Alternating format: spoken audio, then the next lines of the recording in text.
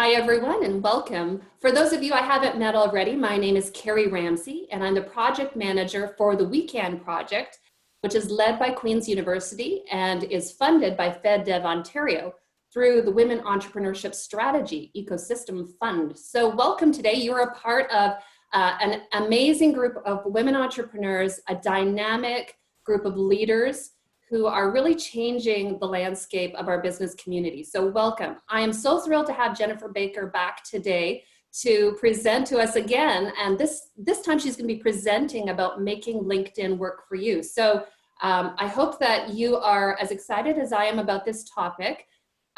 This topic came about as a result of one of our recent virtual cafes for women entrepreneurs that we held. I think it was back in August or September. We were talking about networking and the topic of LinkedIn came up. And so many of you were probably in that room at that time. And so as a result, we realized that there was a hunger for learning about LinkedIn, and I reached out to Jennifer, who I know also knows a lot about this subject. And so as a result, here we are today. So I guess the learning there is that if there's a topic you want to learn about, by all means, reach out to me. Whether it's through the chat, whether it's through an email, then I would love to find out, what is of interest to this community. So I'm continuing to let folks in from the waiting room. Welcome if you're just joining us. It's great to have you. I do want to take a moment to acknowledge that I am linking in to this network, no pun intended, from the Belleville, Ontario region. And this is the traditional hunting, gathering, and fishing territory of the Huron, the Anishinaabe, and the Haudenosaunee peoples. And some of you may be aware, I'm actually wearing a little splash of orange today under my shawl.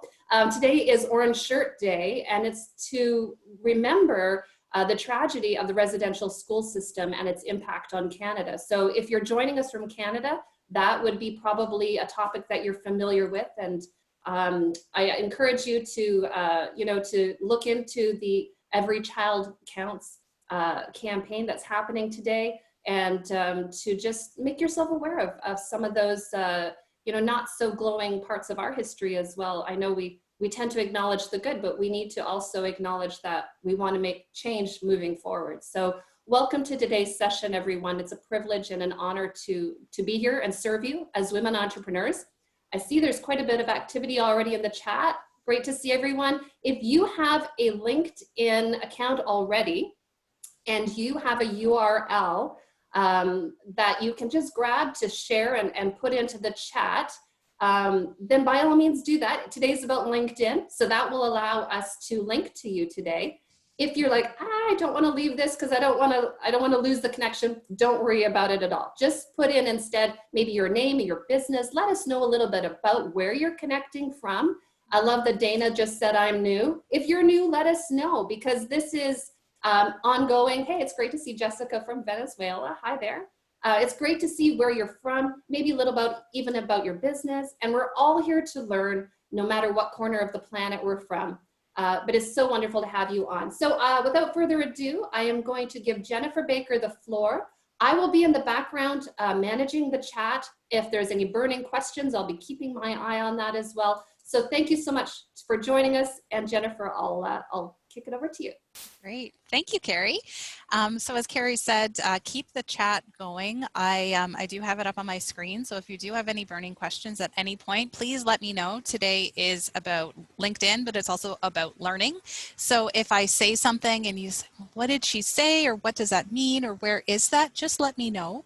LinkedIn is changing, and I will say this at the beginning. So I received a notification this morning that if you do an update to the LinkedIn app today, it will look completely different. So they are launching some new features.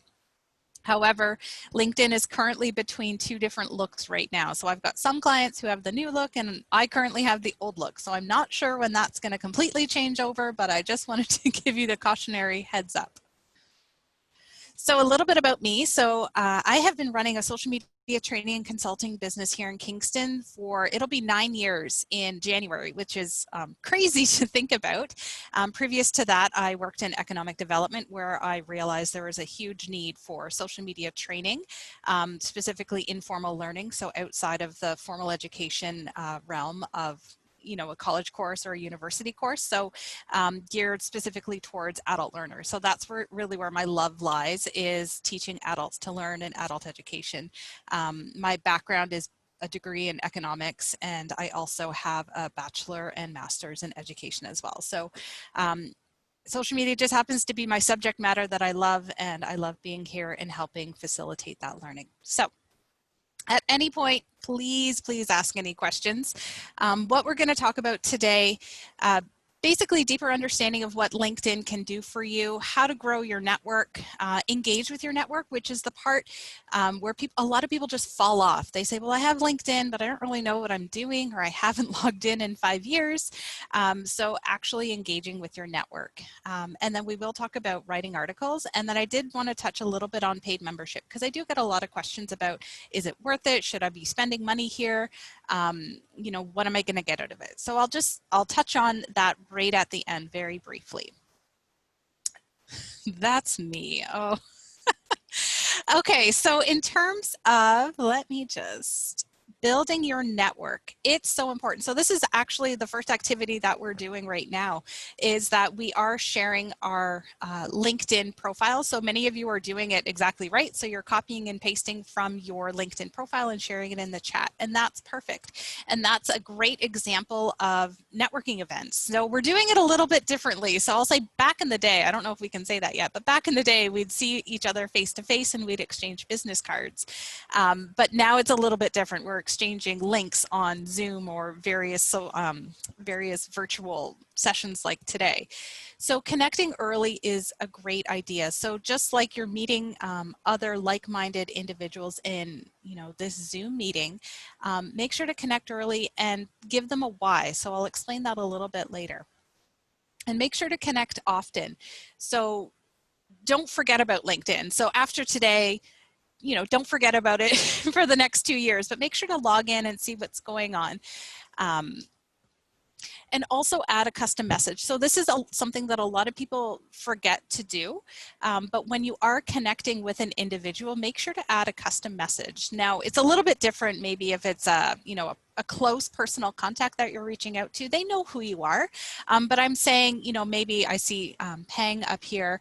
I might write to her and say, we met in the We Can chat on LinkedIn with Carrie. And then that will just flag to her, okay, she was in the same, chat with me. Okay, like-minded individual. Okay, I get it. But maybe if I reached out to her and just said, hey, let's connect, she'd say, who is this interesting person here? And they may not connect. So make sure to add that custom message, and it can be something simple. So another benefit is building the quality network. And there are some people, so I often am asked, do I connect with everybody? So basically everybody that comes along in the inbox connecting, do I connect with everyone, or should I be selective? And there's generally two rules, two schools of thought, you could say. So there's the people who say, well, I just want to connect with everyone. I'm going to have thousands and thousands of connections. But are they good connections? Are they in your industry? Are they, like-minded? Some people are just about the numbers, whereas it might be more important to have that quality network. And that's kind of the school of thought that I'm in. Does this person live geographically? Do they have an interest in adult learning? Do they have an interest in social media? So sometimes it does come down to reading their profile and seeing if it makes sense. And also, what does that message say? So if somebody's reached out and they put that custom message, what does it say? So another benefit to LinkedIn is building that brand trust. So as many of you know, LinkedIn is about, a lot of people view it as like a resume. So you've got your experience and you've got your education, skills, and expertise and whatnot. But this is your opportunity to really showcase all of your credentials to either a potential client, a potential customer, your network. So make sure to complete and update your profile. And I know there's a lot of workshops, going through the ins and outs of completing your profile. It is fairly intuitive to do that, but make sure you fully complete that. And then once you've done that, join groups. So groups kind of went out of vogue a little bit, but they're kind of being revived. So finding like-minded groups, and a lot of people for groups, they say, well, what should I join? Well, if you've got an interest in manufacturing, maybe see if there's any manufacturing type groups, or if you've got an interest in art, like arts and, you know, the arts community, see if there's any like-minded arts community groups that you can join. And then the other part of it is posting good content, and we will talk a little bit about posting good content later on today. So a lot of people don't like this, but I'm going to say it. Make sure to gather feedback. So ask your network, ask them questions. LinkedIn recently, I'll say recently in the last probably 4 to 6 months, released a feature of polls. So you can poll your connections various questions. So this one is from Hootsuite, but you can do it from a personal profile. So you can ask questions and then people can, you know, provide their responses. And it's nice to get that feedback from individuals. And I always compare this to if you're on a really bad date and maybe the person sitting across from you just keeps talking about themselves and how great they are and how wonderful they are. And you go, I am never calling this person back again because this was horrible. That's how a lot of people treat social media now, including LinkedIn. They just talk about how good they are, and they never really step back from the conversation to say, well, how are you doing? Or what do you think of this? Or what's your opinion on this? So take that time to step back and start asking your connections in your community. Yeah, polls are very cool.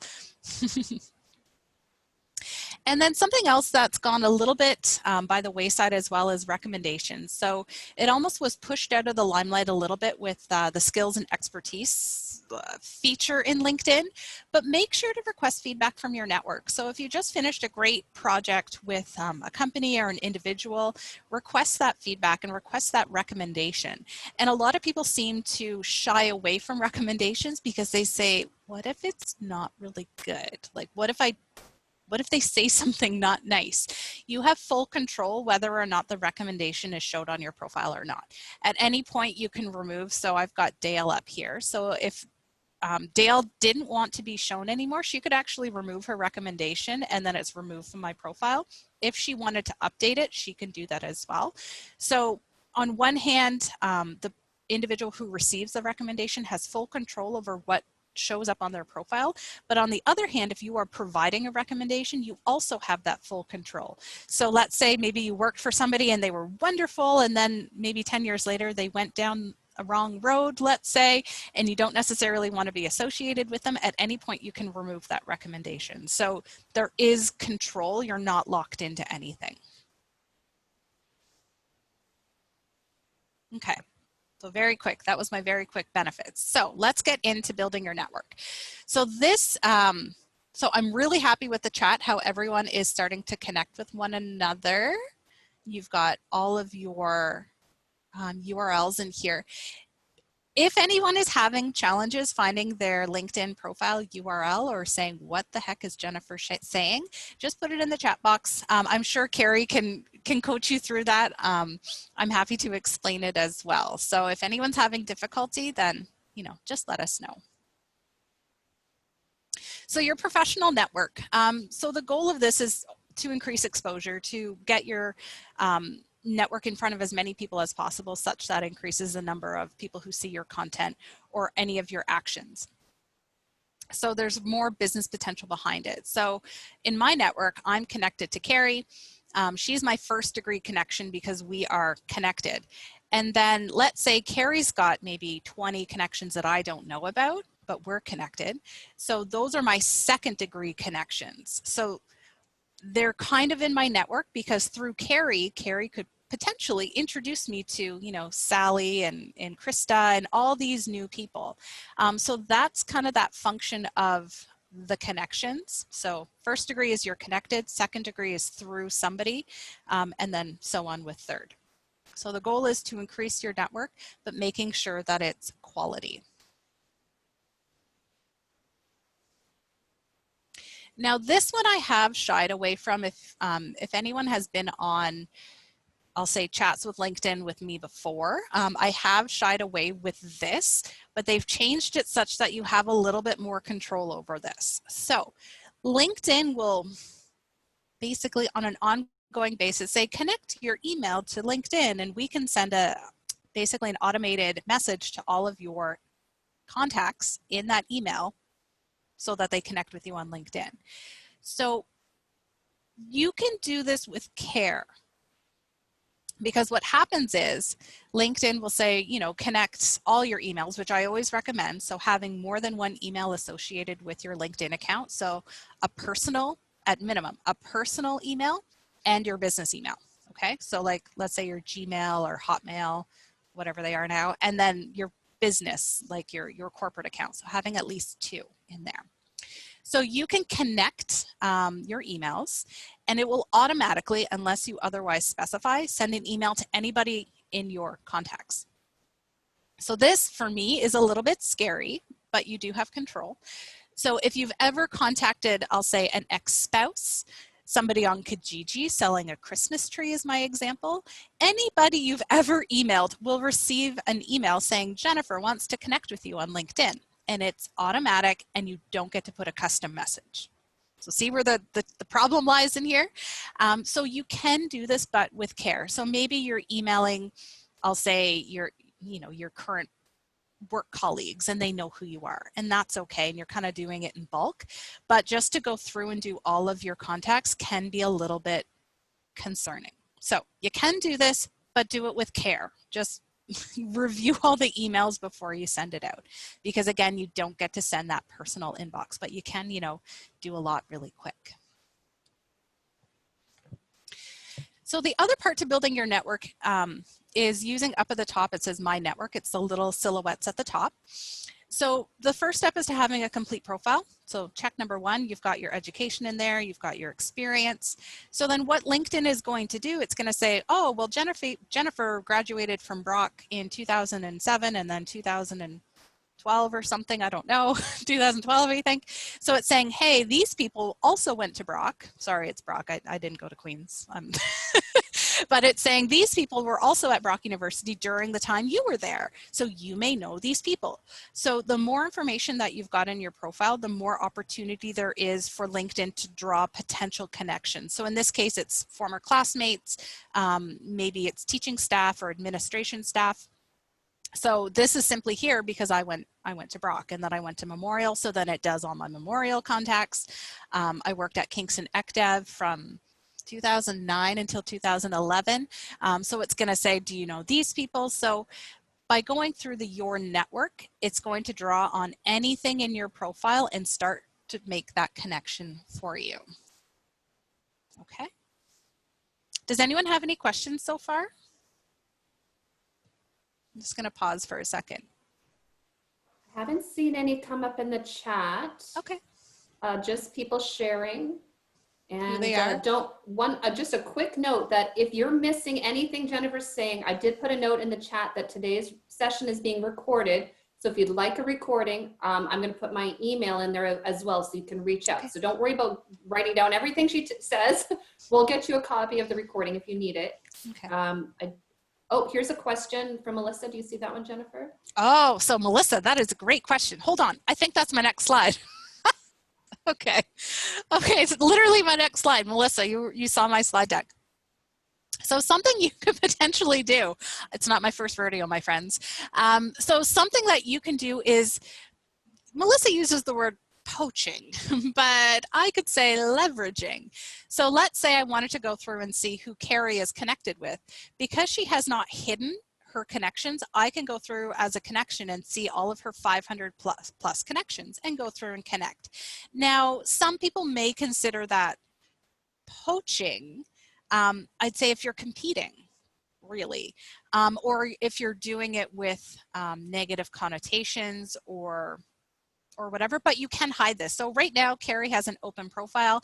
I can go through, or you can go through as a connection and see all the people she's connected with. It's a great way to say, oh, right, you know, I heard this person do a weekend chat, you know, in June, and I wanted to connect with them. So it's a nice little reminder, but just going through and connecting for the sake of connecting, then I'm not a big fan of that, but certainly doing it with intent. And again, from my perspective, I do manage people's LinkedIn accounts, and I do see those types of people where they go through and they're literally connecting with everybody with no message, and they have no connection to this person. So, summary, if you don't want this to happen, you can certainly change your privacy settings so people cannot see your connections. If it's okay, then you can just leave your profile as is. It's the default that people can see your connections. So great question, great question. And then people say, well, why aren't people connecting? You know, I sent an invite to my, colleague or a former boss or manager or, a classmate. Why aren't they connecting? Or sometimes it's more of the cold call. So it might be somebody who spoke at one of these webinars and they think they don't know who you are. So these people are saying, do I know this person? And then they'll say, well, maybe I don't know them, but maybe Carrie knows them. And then they start to go down that rabbit hole. And then they say, well, maybe I did work with them, or maybe a colleague did work with this person. So you're almost asking these questions constantly. So this is the importance of that custom message. Are you in the same industry as me is generally, a question that I ask myself. And then geographic area, are they in Kingston, Eastern Ontario? If you do operations and business operations in like all of Ontario or Canada, worldwide, you might, not matter so much. But that's really why people aren't connecting with you. You need to give them the reason why they should connect with you. Okay, so that's why that. Can I throw in a question here, Jennifer? Mm-hmm. Just a quick. Does it? I mean, I've been on LinkedIn a long time. I'm just trying to remember if I ask to connect with someone who's new. Does it show how many connections we have in common? I know, for instance, Facebook does that, and it will show our common friends. Does it do that same thing? Because that would raise people. I don't think it does it? It does when you are the individual connecting. So it would say, oh, you and Jennifer both know Sarah. So it would do it from that end, but not necessarily the recipient's end. Right. And so I guess that's important to remember because, there's no level of comfort then. Who is this random person? Whereas you actually might have 100 people in common, but you can't see that until you ask that question. Okay, I thought I would just check because I know Facebook, it does say, oh, you have 200 friends in common. Well, then it's likely I'm going to connect with them. I'm just saying. Yeah, you have lots of friends. Okay, and then something else. So that Carrie brought up a good question. So if somebody is new to LinkedIn, you might find it challenging to actually connect with people because you don't have anyone in your network yet. So when you're going to people's profile, the connect may not be front and center. So you just have to click usually the more or send a message. I don't have my screen right up quite yet, but there's like a click drop down menu that the connect is hidden. So if you are new to LinkedIn, the connect isn't front and center. There's a drop down menu associated with it. So just a FYI, something I've seen. Okay, so this was my activity, but Carrie stole it, but I told her it was fine. So if you haven't done so already, make sure you put your LinkedIn link or URL in the chat, and then feel free to connect with people. And like I say, give them the reason, because maybe we don't know everyone. Melissa, I don't know what her last name is, but we've got Vicki Little, so I know who she is. So just tell people we can webinar with Jennifer, or maybe you went to the we can coffee chat together. So just give them that reason. Okay.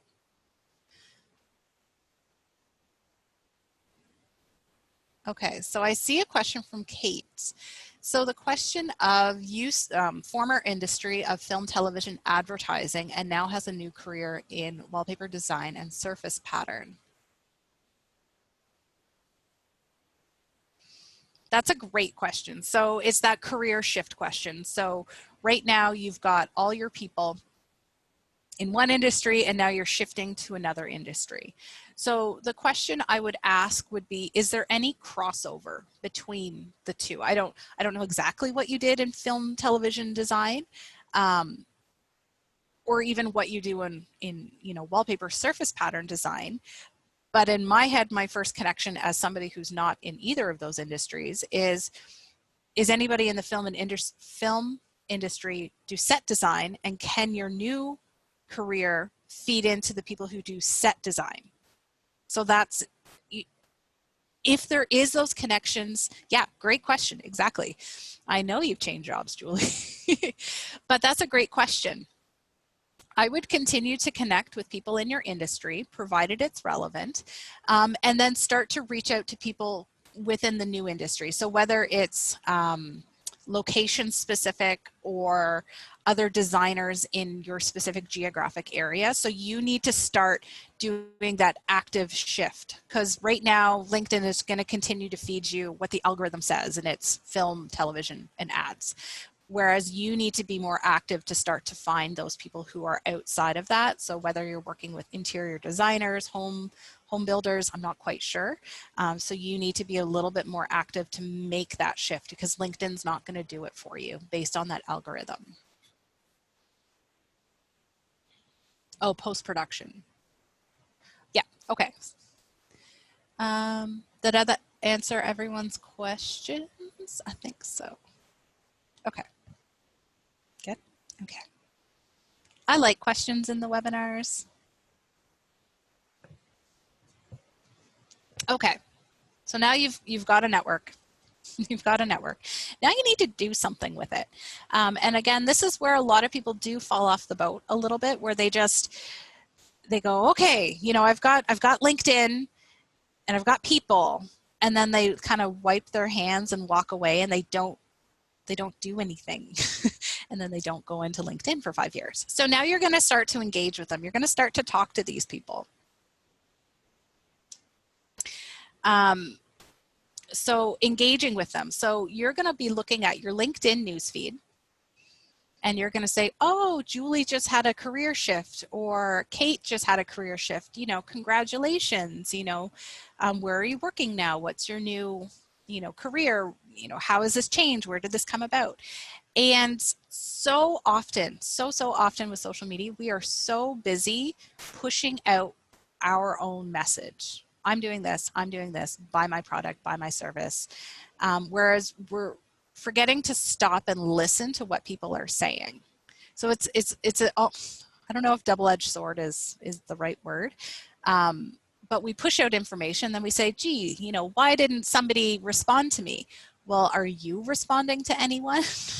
And if you're not, you need to stop and start to listen to see what your connections are saying. You know, are they asking any questions? Are they doing, you know, pivoting within their careers? Can you say congratulations to them?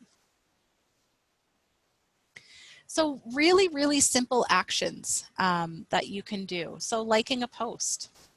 You know, did somebody say something inspiring? Maybe, you know, I'll say multitasking during COVID, and they're, you know, work at home parent, and then they're also running their business, and they're just trying to do it all, you know, giving them a like or saying, you know, can I help in any way? It could be simple things like commenting on posts. So oftentimes LinkedIn will say, Julie has a work anniversary, or Julie got a new job, and then maybe Carrie has a work anniversary, or somebody finished a course. So saying congratulations and good job. And if you've logged into LinkedIn recently in the last, I'll say year, it provides you prompts. It will say, basically, it's already saying congratulations or congratulate Carrie, and you just tap and it fills it in for you. Again, I would take it a little bit further and add a little bit more customization to it, because it's pretty easy to tap and go. But certainly commenting on a post is a good thing to do. Sharing a post. So if somebody has provided information related to your industry that's very good or informative, click share, and then it will be sent to all of your connections. You can also private message, and I think this one's relatively new too.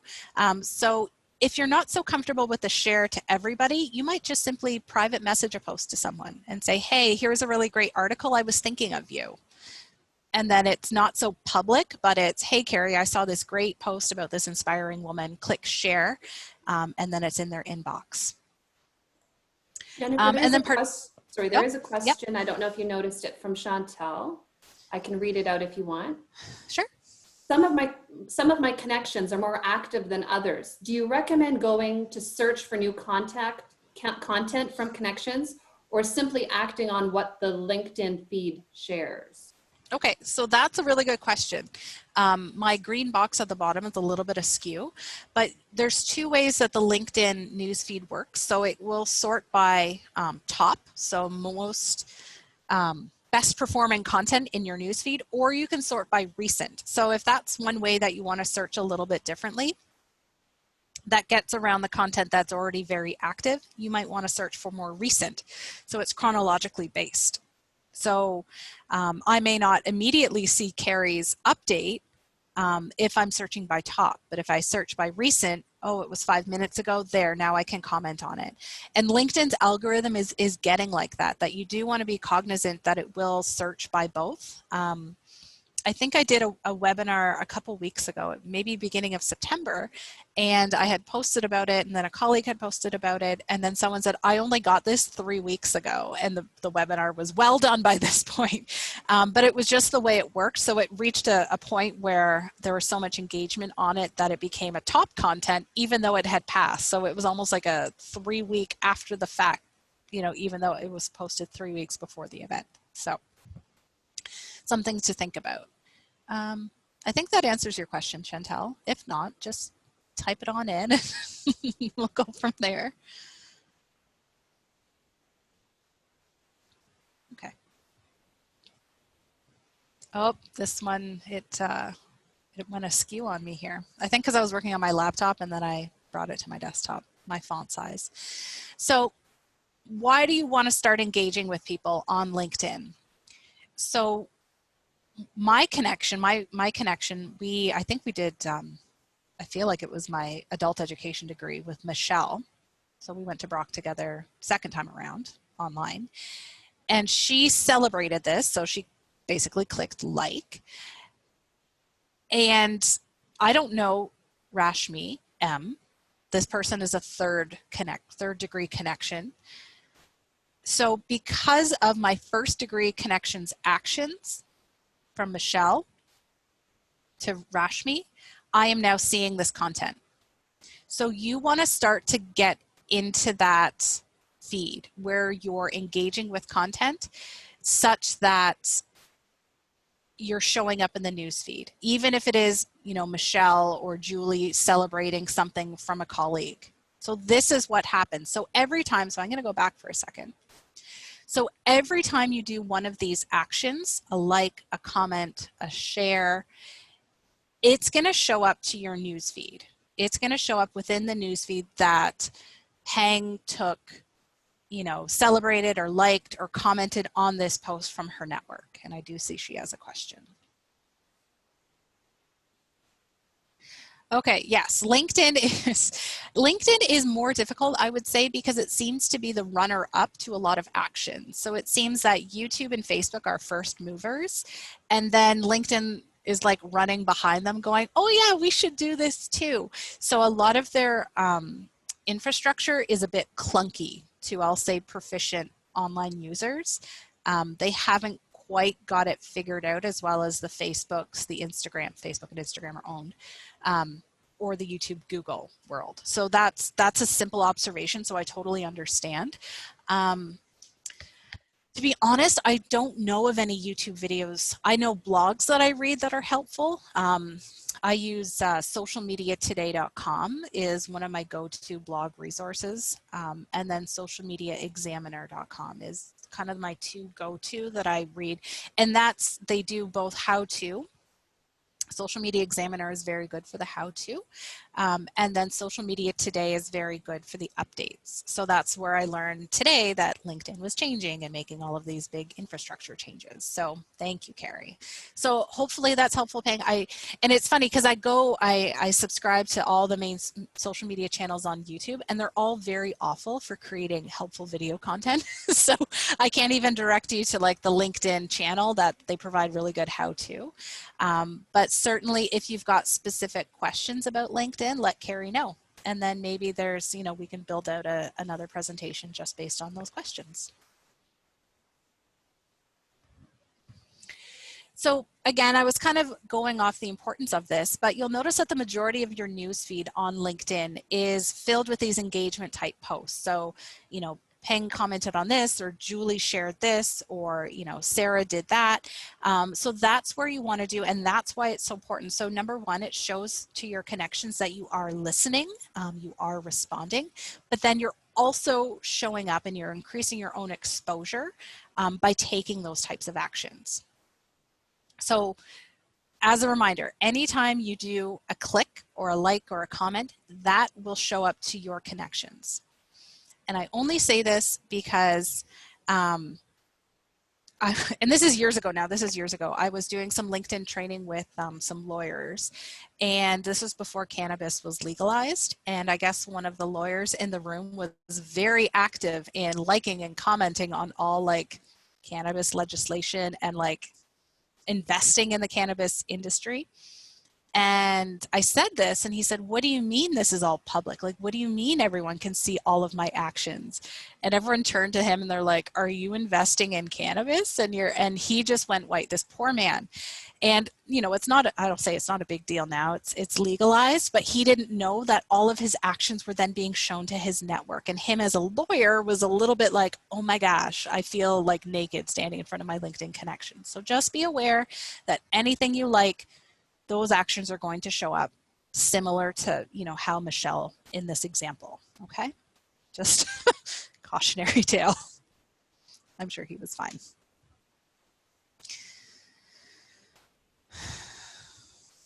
Okay, so Paula has a question about LinkedIn company pages. So I don't have anything on LinkedIn company pages. So I'll quickly explain what a LinkedIn company page is. Okay, I'll just do a slide break here. So similar to Facebook, you would create a LinkedIn profile, and then from that profile, you would create a company page. So a company page is a public-facing space on LinkedIn that people can follow. Now your challenge is, Paula, that somebody says that they work for you when he or she doesn't. There is no way to remove that I'm aware of. You would have to message that individual and say that they've selected the wrong company, and likely that's all that it is. So once you have created a LinkedIn company page, you can connect your personal profile so it shows up on your personal profile. And it likely was an error. Oh, he's posted to your LinkedIn company page? This is concerning. This took a turn. He's to your... It sounds like that needs to be reported. Oh, okay. I was going to say reported possibly to LinkedIn itself. Oh, is he listing himself as a employee? Maybe we need to take this one offline, like talk about this one a little bit for, because this sounds like he is an administrator, because only administrators can post to your LinkedIn company page. That's what it sounds like. Or unless he's just showing up in your LinkedIn newsfeed, because maybe he was a connection. Yeah. Weird. Okay, so message me after, and then we'll share some screenshots and figure that out. Oh dear. Okay, so now we've talked about building our connections. We've talked about engaging with other people's content, but we should talk about our own content as well. Like, what should we do as LinkedIn users? And again, the majority of this webinar is focused on personal profiles and not company profiles, which Paula is referring to. So for posting content, you have the option to photo, video, and event. We will talk about articles in a moment. So some people on this call maybe can do live videos from LinkedIn. So it's similar to a Facebook or an Instagram live, where you would tap and then you can go live to your connections. But I don't have that option yet. Some of you might, but for right now, for video, it's all pre-recorded video that you can upload and share. There's also a new feature that you can add events. So LinkedIn found that there was a need to do an event option. So again, similar to Facebook, kind of the runner-up. So they have an events feature. I do prefer the Eventbrite option, to be honest. The exposure is so much greater than LinkedIn at this point. So you might find success with it, but I do prefer keeping it to Eventbrite if you are doing webinar-based events. Okay. I'm going to pause for a second because I see. Yes, Vicky, that's that's very true. You can't remove people if they're still listed as an employee. One of my fun jobs in the past is working with a company and writing all of their employees who no longer work there and say to remove it. And you can only ask, you can't force people to do it. So I tried as an external person. Okay, so characters and size limits for your posts. So you have around 1,300 characters max that you can do, but the ideal is around 500 characters. And I put in some image sizes because people always ask me off the cuff and I can't remember all the image sizes, so they're here for you. So if you are using a program like Canva to create images for LinkedIn, this is what your target is for sizes. So these are all pixel-based sizes, okay? So in terms of best practices for content, share quality content that matters to you and your audience. Hands down, quality content that matters. And this is where a lot of people struggle. So I teach at the college. I teach in the dual marketing credit program, content marketing, and content is the biggest place where people struggle. They just say, well, I need to do something. And it's a lot of knee-jerk reactions of, oh, Jennifer said we have to post. So I'm going to go, on the internet and find the first thing to post and post it. And then, well, why isn't nobody responding? Well, it was probably not good content. Like, it was probably crappy content. So this is why. So it does take some time. You can post your own blogs if you've written them. You can post your own videos. If you want to do external posts, so in this case, I found a gal. She was appointed as CEO, which is kind of cool, really cool. I'm all about like breaking down glass ceilings. So I was like, oh, that's really cool that, this has finally happened. So, that's quality content. That makes sense for me. And then the next important thing, if you're just sharing a link, is to say why it's important to you. For people who know me, some of the women in the chat, we've had coffee or tea together, and I'm all about breaking down glass ceilings, so they would understand that perspective from me. The other thing you can do is consider trending topics and what's important right now. So is there big changes in your industry? What's new and evolving? Have you changed your business practices to adapt to the protocols related to COVID? So letting people know what's going on with you and your business. And then there's a consistency piece to this as well. So you don't just post once and then walk away and wonder why, hey, nobody's connecting or nobody's responding. It's like, well, you need to post consistently. And well, what does consistent mean? Is that daily? Is that weekly? Is that monthly? And it could range from, every week to every other week. And it all depends on content. So you do need to plan for this, but it totally depends on content. So quality over quantity. So I'll say this together, quality over quantity. So if you post once a month and it's fantastic content, maybe it's a video blog or a beautifully written blog about your subject matter, you might only have to do once a month. So just quality over quantity. Okay, so Chantel's saying she posts a blog once a week, rest of the time normally commenting, sharing, liking. Beautiful. So that's a good, a good plan. So she knows she's going to post once a week, and then kind of that filler, what she's doing. She's reading other people. What are they doing? Do they have work anniversaries, commenting, sharing, and so on. So that's a good example. Thank you, Chantel.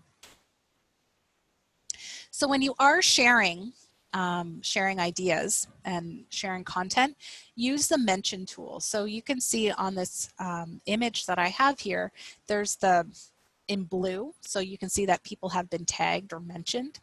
So you can mention both personal profiles as well as business profiles. So when appropriate, mention those people. Don't just do it to increase exposure. Those are annoying, those are spammy. But if you're saying, congratulations, Sarah, on your accomplishment, tagging her, great. But don't just do it to do it. So in this case, so again, this is an example of the importance of commenting. Andrea Johnson was I feel like a colleague of mine or something at Brock 17 years ago. Can I say this? A while ago. And that's why she's showing up in my profile.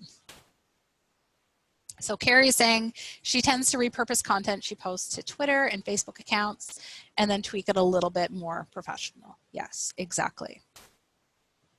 Yeah, so it's about repurposing content, and I'm totally behind that. So by all means, I don't want people to go and say, I'm going to put the same content on Facebook, Twitter, LinkedIn, Instagram, etc., etc.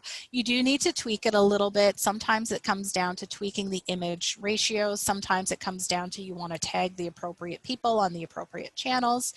So it's okay to do that. It's definitely okay to do. Yeah, it would take up your whole day. That's my whole life. That's my whole life, Gary. And hashtags. Have people heard hashtags on LinkedIn? They have returned. They have returned. So you can include, I'd say up to 3 hashtags on any of your LinkedIn posts. So they're new. Someone can fact check me, maybe 8 months, maybe a year now that they've been on LinkedIn. So I know in Kingston, so I know there's people outside of the Kingston area here, but here in Kingston, Ontario, Canada, we use the YGK hashtag, although that's not overly popular on LinkedIn. It seems to be Kingston, Ontario is our hashtag. But you want to, sorry, it started raining outside and I got distracted. But you want to make sure that your hashtags are associated with your subject matter. So in this case, Frank Armstrong, a colleague of mine, he might use the hashtag. So he's got support local restaurants, Kingston, Ontario restaurants. So those are very broad subjects, or very broad hashtags. So that's kind of what you're looking for. It makes your content more discoverable. I'm just going to pause for a moment. Peng said, should you post personal stuff, i.e. doing fundraising, not about your dogs, obviously? People love dogs, Peng.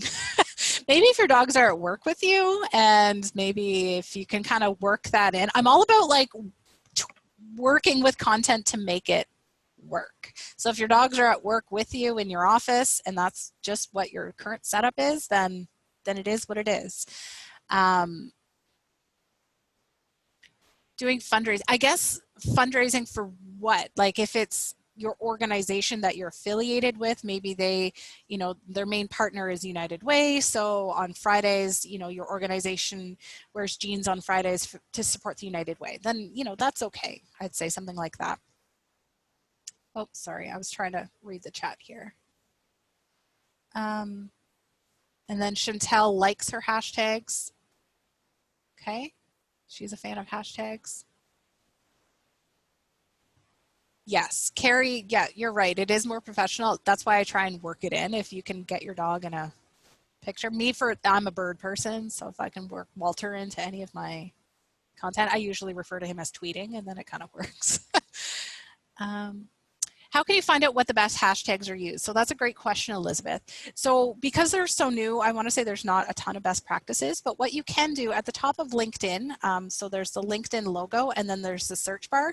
You can type in, so you use the hashtag and then you would type in, I'll just say business for, let me just see. So hashtag business, and then it will tell you how many other people are following it. So it says there's 3.5 million people following the business hashtag. So very broad example, but you're going to want to find something that's popular, but not like overly popular. So business is good. You might find something, let's say Ontario. I'm just curious now. So Ontario has 7,000 people following Ontario. So what does that mean? I will tell you. So hashtags, people can follow hashtags. So I can choose to follow the business hashtag or the Ontario hashtag. For those of you in fine art, there might be a fine art hashtag or manufacturing hashtag or export import. You can follow, oh, Carrie's got some in there. So you've got some examples of Ontario women entrepreneurs. So you have to do a little bit of research to see where you want to fit. The other thing is to look to see what's in, what type of content is being posted within that hashtag, because you want to be found with people who are like-minded, right? You don't want to be in on a hashtag and you go, ooh, I don't really want to be found here. This is not my thing. Hopefully that helps.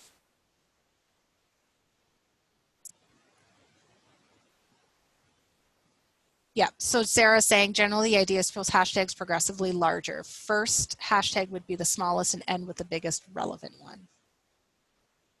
Yep.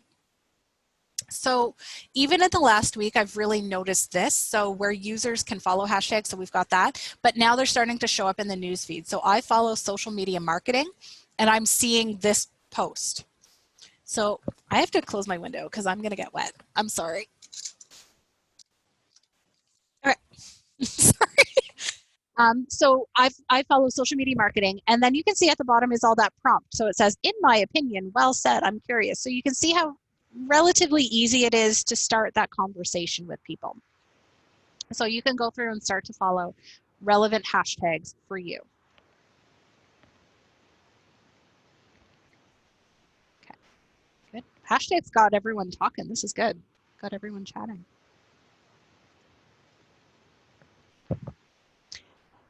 So now that you've got your hashtags in there, make sure to include some sort of visual element. LinkedIn has actually gotten a lot better. So if you're including a link, you can actually edit the link. So you can edit the image associated with the link, you can edit the description and the headline in the link. And that's so wonderful because Facebook used to have this and they stripped it away. But LinkedIn, I don't know if they re-added it, but it's fantastic. So you can make every post look really, really good. So make sure you've got a good visual that fits. So you can refer back to that previous slide about the appropriate image sizes. So like I was saying, don't feel obligated to post for the sake of posting. Space out your updates so you don't flood a connections newsfeed. So people will say, oh, Jennifer said to post 4 times this month. I'm going to post 4 times in the next 5 minutes, and then I'm done for the month and I can walk away. And that's not a great strategy. So space out the updates such that it makes sense. So we've got some people saying they do once a week. I do probably once every 2 weeks or so because I do some on my personal and then some on my business account. And then sometimes it's, if you don't have anything important to say, don't say anything. Maybe it's time to listen and go through your newsfeed and just see what other people are doing. Yes, so sharing, yeah, I did mention that. But that's about finding new content. So I've used that under the listening part, but sometimes sharing is a great thing to do. And like I said, you can share it to your feed or you can send private message to someone. So I like both of those options. Okay, so everyone's doing good. Everyone's doing good. Okay. Does anyone have any questions? I'm just gonna like pause for a second because we've got publishing articles and then paid. I just want everyone to catch up for a second.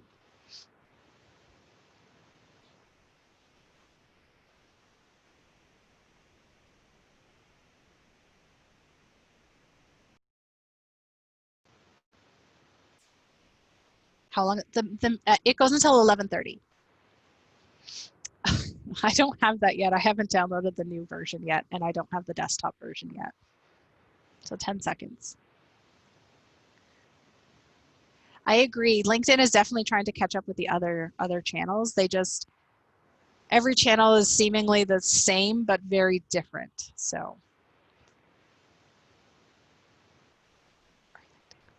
Oh, LinkedIn Learning. I've never done a LinkedIn Learning course, to be honest. Maybe I should. I don't know. Has anyone had experience with LinkedIn Learning, LinkedIn courses? Paula is asking. So I'll let you guys take that away in the chat. So if they're really good, give some recommendations to Paula, but I have never taken one. Okay. So the next little part is publishing articles. And this is one thing that makes LinkedIn actually a little bit different than Twitter and Facebook and all the other ones. So it allows for publishing of articles. So it allows for like a long form written component. So similar to a blog, but it exists within the LinkedIn channel. And this is available for everybody. And I'll get into that. I was like, I was gonna go down that road. I'm like, I'll get into it. So this is that graphic I put up before, but if you're curious how to get to write an article, it's on the right-hand side, it says write article. So that's where you get into it. And the first thing you see is this. So it's It allows you to create a blog, and it's very user-friendly. It's very intuitive to get started. Okay. So what's the difference? So usually people say, well, should I write my blogs on LinkedIn, or do I keep my blog on my website? Do I do both? What should I do? And it depends on what you're trying to accomplish. So with a blog, it's great for SEO. You keep the information on your website. You have full control over how your website looks, the images, the look and feel, colors, and so on. But potentially smaller audience, because now you have to get people back to your website. You have to, send links out to get people back to your site. So that might be a potentially smaller audience. The other thing, it allows you to capture people, visitors. So again, helps with your SEO, helps if you're using any sort of tracking pixel and ads. Oh, this is for personal. Now LinkedIn publishing, you start to develop that authority as a thought leader on LinkedIn itself, potentially a larger audience. So whenever I click publish on an article, I think I have like 1,000 connections. So they would automatically receive an update saying Jennifer has just published an article, and it goes out to 1,000 people automatically. You're serving it to people where they are. So they're on LinkedIn, they see the link to your new published LinkedIn article. You don't have control over it, however, so you're kind of set with what they've provided, the look and feel, the images, the text, the layout, and so on. And the SEO isn't directed back to your main website, unless you put a link there and people happen to jump back, but it lives on LinkedIn itself and not you. So what do? Pros and cons to both. Some people write 2 types of content. They will keep LinkedIn, they'll write content for LinkedIn, and then they'll write content for their blogs, which sounds like a lot of work, and it is. Some people will take their blog and paste it into the LinkedIn publishing to get exposure on both. I'm not a big fan of that. I usually wouldn't recommend it, but that's how some people feel like they get around it. It all comes back to what you want to accomplish. If the goal is to get people back to your website to make conversions, you're going to want to keep people on your blog, getting people back to your site. If you find that people are making connections with you and you're getting a lot of your work done, I'll say on LinkedIn, then continue to do LinkedIn publishing. So everyone might be a little bit different in terms of what they think is best for them. Okay, so I'm gonna check the chat because I see a lot of activity in here.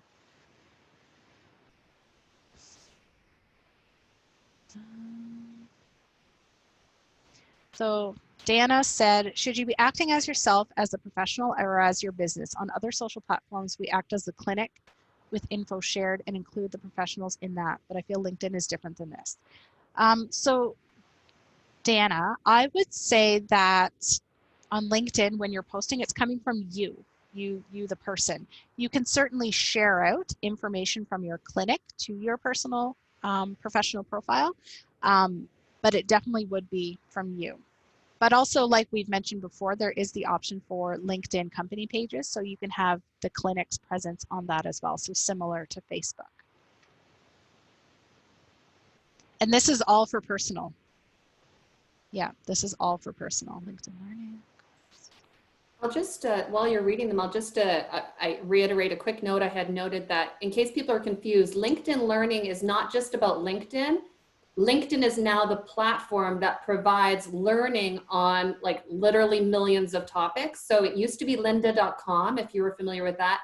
Now LinkedIn Learning has bought out Lynda. So just so you're not confused, because there is a price associated with belonging to LinkedIn Learning, but actually it's a platform that's like I think it's probably one of the best platforms for curated, vetted learning opportunities. Much better than YouTube, because YouTube is a bit suspect.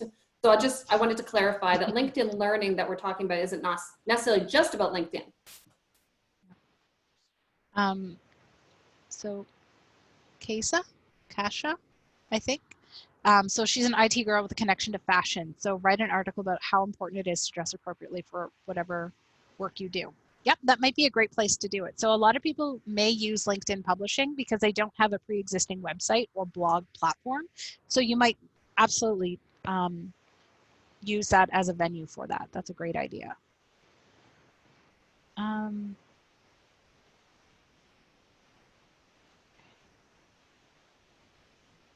Okay, great. So best practices for what you want to do. It's funny because I was going through a lot of this last week with my class, my St. Lawrence class, which we use MS Teams for, so very similar. So making sure that you've got a strong headline. So if you're talking about, 5 tips for dressing appropriately for Zoom meetings, dressing from the waist up, how to look good. So use a strong headline. Why is something essential? Numbered lists work very well. So 5 tips to achieve X. That gives people an understanding. Okay, I can digest 5 things very easily that will improve productivity, or that will ensure I look good on a Zoom meeting, or whatever that catch is. Tabletop dressing, is that the name of this? Headlines are my kryptonite. Yeah, dressing from waist up is tabletop dressing. Oh my gosh, I love this. Can someone please write articles about tabletop dressing? Okay, I'm in. I call it news anchor dressing. Well, Julie knows about that. Okay. Okay, and then there's also the headlines of improving your, I say, LinkedIn in 5 minutes a day. Make sure that you actually give people tangible information, though. You need a little bit more than 5 minutes a day, but improve your productivity in 10 minutes a day. So headlines like that work really well. You'll notice that they are often recycled, but certainly use these as a template. And in terms of length, you're going to shoot for around 500 to 1,000 characters and use headlines, and use subheadings, including bullets or a numbered list. So if you've said 5 ways for tabletop dressing, include a numbered list with 5 bullet points and give them the rationale and make it bold. Because oftentimes people may just read the headlines, and if something, the subheadings, and if something catches them, then they'll dig a little bit further. Okay. And then images. So I've got some sources under here, but choose a relevant photo. So I've got Pixabay, Unsplash. If you've got other free image sources, you can put them in the chat box. So, but these are the kind of the 2 main ones that I go to. You can also customize your image as well. So you could put it into Canva, customize the image. I'd be cautious if you start to put some text in there, because it does weird things when you open it on a mobile device, and then desktops, you're kind of always fighting with aspect ratios. So if you want to keep it a little bit easier, don't include any text here, because your headline is always going to be with it. Yes, Jennifer, me too. there was a question, I think from Julie maybe, or someone about the benefits of premium LinkedIn. Did you address that already? No, but it's coming up in like 3 slides. Yes. Awesome. So it is coming up. Okay, so Sarah's got pexel.com, pxhere.com. Ooh, yay. I love learning. Okay, and then timely. So somebody mentioned this before, but sometimes I'll say off the cuff, or something happened in the news and now you want to share it out and then add your spin or your perspective on that, is really great. So a contact of mine, Pam, she wrote an article and published it, and it was about make working from home awesome. So she had written a blog post on that, and that was back March 18th. I don't know how we're all feeling about this now that it's almost October, if working from home is awesome or not, I'm not sure, but it was certainly relevant to what was going on then. That was when everyone was told to go home, work from home, move our offices out. So she certainly made it timely, and that it's, a little bit of clickbait. You think, okay, how can I make this awesome? Okay. So the last subject that we're going to talk about is the benefits of paid. So first off, I do not have a paid platform, and I will go through, there's a number of different tiers of paid options, and I'll go through what I have dug up on the paid options, because yes, I am constantly saying, join premium today and get all these features, and I don't know if it's worth it. Loving my free version, yes. So premium accounts, they exist, so they almost tier them and put them in grouping. So you've got your job seekers, they say, sales and talent professionals. So if you're a business development manager, if you're an HR manager looking for talent, and they start, so don't choke anyone if you've just taken a big sip of coffee, start at $50 a month. So that can add up very quickly. So oftentimes they'll prompt you with get 1 month for free, and then, you know, put your credit card in and then we'll charge you on a monthly basis. I don't think it's worth it for me, but I will provide you with what you're getting out of this. So the sales version, and I believe this one actually is $59 a month. So it's actually more than $49. So different depending on if you're business development, HR talent, or a job seeker, they're different amounts. So I feel like this one's $60 or $70 a month, which I think is a little bit crazy. But you get more in-mail messages, so you're allowed to send messages to people outside of your network. They also have like a different lead generator. It's like a sales targeting. So it gives you different options for tracking down leads. So unless you're really, I'll say, hard into business development that you need to find people and get in front of people in specific industries, I don't know if this is necessarily worth it. But then you also get LinkedIn Learning. So we were talking about earlier, Carrie had mentioned there is a paid component to it. So this is included in that sales version. So Peng, if you're interested in LinkedIn Learning, you might have premium. So then that's already kind of wrapped into that as well.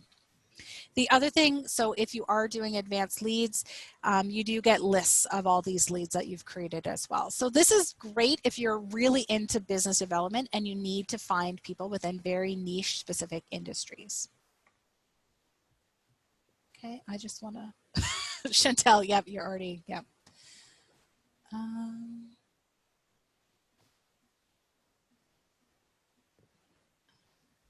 So it was difficult to cancel.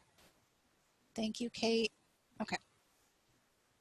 So the business version is a bit different. So you get 15 in-mail messages, and I feel like that you should get a lot more for how much you're paying, but that's just me. Maybe I'm cheap. But you can look at people's profiles. So oftentimes people will have hidden profiles. So unless you're a connection, certain aspects of their profile is hidden. So you can still look and view at people's profiles even if you're not connected with them. So up to a 3rd degree connection. Again, you get the LinkedIn, I feel like a salesperson, and I'm not selling LinkedIn at all, but I'm just explaining what you're kind of getting in here. So you get the LinkedIn Learning in there as well. You can see people, and this is what people, it drives people crazy, and I feel like this is the reason most people have premium. You can see who viewed your profile for the last 3 months. Because people say, oh, somebody in this industry viewed my profile. Who was it? And they're just so curious. But unless you're going to take action on that, it doesn't matter. You know, unless you're going to write back to Carrie and say, hey, I saw you were looking at my profile. Is there something that I can help you with? Or can I help solve a social media problem? Unless you're going to take those actions, this isn't worth it for you. Because most of us, you know, maybe you don't have to, or that's not part of your business plan. And then you get business insights, so related to your company page. I don't know. I don't know if it's worth it. So that's what I keep saying. Is it worth it? I don't know. So there's a number of people on the call. I don't know, 50 or 40 or 50 or so. So if you find yourself that you are an HR manager looking for specific talent, yes, 100%, I think it's worth it to find and recruit and headhunt. If you're in business development looking for specific people within specific industries, yes, probably. I'll say people like me running my business, it's not worth it for me. If you have $70 a month that you want to spend, I will tell you a lot of programs that are really worth $70. I don't know if LinkedIn really is. I've never paid for it. Does anyone have any examples? So Peng had mentioned that she was a fool to take the 1 month for free. It doesn't make it difficult, or it does make it difficult. Does anyone have premium that really loves it, that wants to share that experience? Thanks for joining us, Nancy.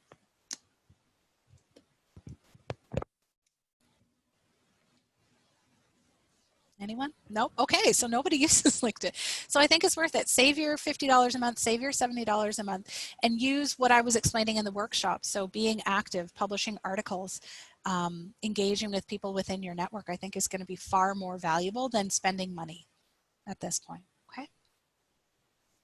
Okay, so we have come to the end, and we have around 15 minutes for questions, and I'm 100%, I want to hear your questions. Thank you so much for taking time out of your busy day. I know we're all really, it's been a crazy last couple days anyway, so thank you for taking the time out of your busy day to come for this webinar. If you've got questions, I think you can unmute your mic or you can ask in the chat box.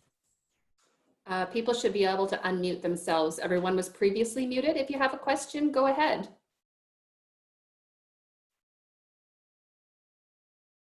Or you can put it into the chat.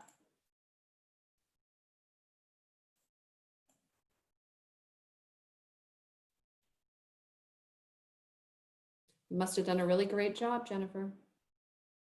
Also, we were asking questions as we were going along. Did I just mute you all again? Okay, I did the opposite. I did the opposite. Sorry, go ahead, Cassia. So yeah, my thing with LinkedIn is, as I explained, you know, during the day, my profession is an IT girl, but my passion and what I do outside of that is fashion. So now I was looking at ways to sort of leverage the connections that I have currently, because let's face it, everybody that is friends with me on LinkedIn wears clothes, right? So I don't know whether I should just stick with my current profile or whether I should make up a new profile. She's going no. You're on mute, Jennifer. There I am. Yep. No, don't do two profiles. That's confusing. Yeah, don't do that. But you might have two experiences listed. So if you've got like a consultancy for your fashion business, just list that under your IT. Just list it under the skills. Yeah. Yep. Yep. And then start building kind of following and connections through that as well. Yep, absolutely. Okay. But don't do two profiles. That gets too confusing for people. Well, I wasn't sure whether it was two profiles or whether I would totally change my profile. Then all those people that would be connected to me, they'll be like, what the hell just happened? All right. Good advice. Okay. Thank you so much. You're welcome. So I have a quick question for everybody. I'm just curious if, you know, they have had success in using LinkedIn as a cold call to reach potential clients in a B2B environment. Anyone? I've used it in the opposite way, Peng, in that once I connect with someone, then I follow them. Like I use it in that way as almost my electronic Rolodex, so I don't lose track of them. But I haven't necessarily used it the way you're suggesting, unless I'm looking for a specific person, like a keynote speaker on this topic. I might use LinkedIn as a search engine that way, but not otherwise, if that helps. Anyone else want to chime in? Hi, Chantal Fraser from Quinte West in Eastern Ontario. One of the things I'm doing in my spare time right now is running to be the president of one of my professional associations across Canada. And I've been strategically using LinkedIn to connect with women who belong to the the Canadian Federation of Business and Professional Women. Now, because I have a free version, I can only search so much. But every time I attend something online like this, I take down the names and I connect with as many as I can. And in the last 3 weeks, I've connected with about 75 women from BPW across Canada. So it works. It takes some time and effort, but it works. So, sorry, another question.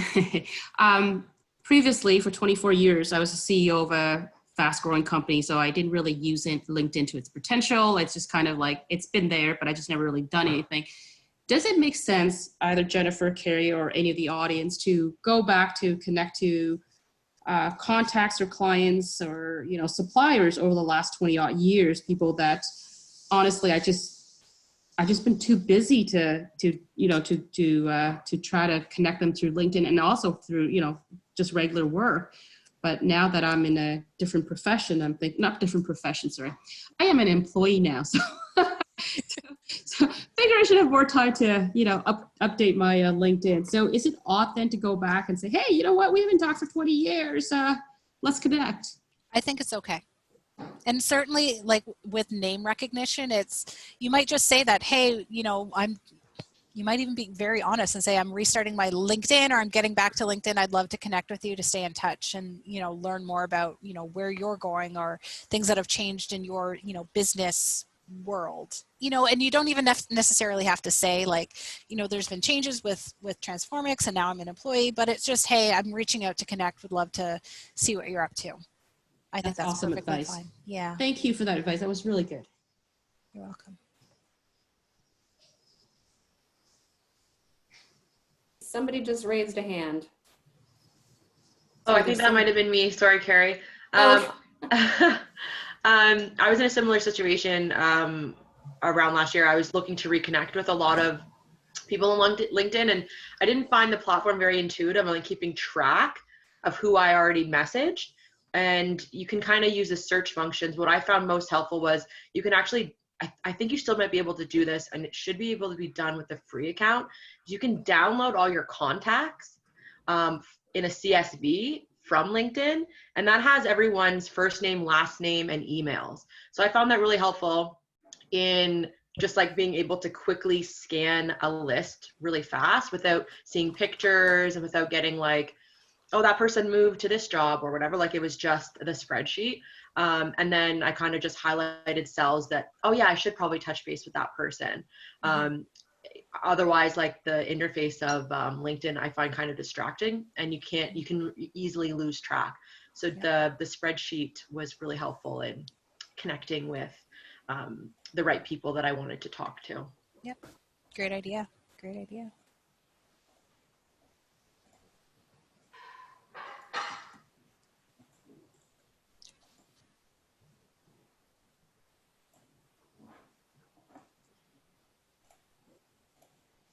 So this is I don't know if anybody has any more questions, but I figure since you had a few minutes, I thought I would ask it.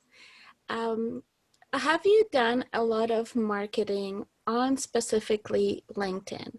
I mean, the word on the street is that this is the new, marketing tool, et cetera, et cetera. I know nothing about it. So I just wondered what your opinion or experience or what you feel where this is going and how it could help us. LinkedIn is definitely, well, it's older than Facebook. It was launched a year before Facebook was. Doesn't necessarily have the growth of Facebook, but it's certainly respected in the sense of it's for professionals. It's a professional social networking channel. Now that it's starting to get a little bit more complex, so you've got your personal profile, you can have your company page, there's groups associated with it. If you're a business, you can definitely do advertising on it. So the advertising can include pixels as well. So it can track people who visited your website, and now you can do targeted or retargeting ads based on those website visitors. So it is complex, and I think it's here to stay. I think people enjoy it that it's separate from Facebook. People have a lot of distrust of Facebook, or they just simply don't like it, whereas LinkedIn doesn't necessarily come with that perception.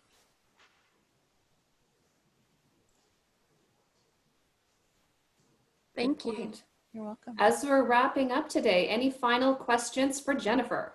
Yes, just sorry. If someone's following you, is that different from someone being connected to you? Yes. So again, it's about the language for, same thing is happening on Facebook as well, but people can connect with you. Once they are connected, then you can send private messages back and forth. They can view your entire profile. If somebody is simply following you, then the only thing that they will get from you is any of your updates. So if you're posting publicly that, hey, there's this announcement going on and it's a public update, that's the only thing that they're going to get from you. So you often see that with, I'll say, public figures. I'll use Bill Gates. So you can only follow him. So you're only going to receive updates related to what he has posted out or his admin has posted out for him. Right. Mm-hmm.